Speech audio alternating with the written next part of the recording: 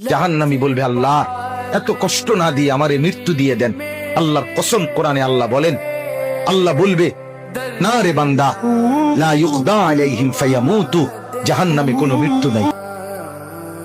নাফরমান জাহান্নামী তখন বলবে, আল্লাহ তাইলে আমারে একটু তাখফিফ, একটু আযাব হালকা করে দেন, আমারে মাসে একটা দিন কদ্দুর বিরতি দেন, 24 ঘন্টার মধ্যে আমারে 10টা মিনিট হইলেও কদ্দুর আলগাত রাখেন, আমি আর পারছি না মাওলা। আল্লাহ তাআলা বলেন, ওয়ালা ইউখাফফাফু মিন আযাবিহা, না রে নাফরমান, 1 সেকেন্ডের জন্য জাহান্নামের আযাব কমানো হবে না। 3 নাম্বার, নাফরমান বলবে, আল্লাহ তাইলে আমারে দুনিয়ায় একটু ফেরত যাইতে দেন, আমি নেক আমল করব এবার গেলে।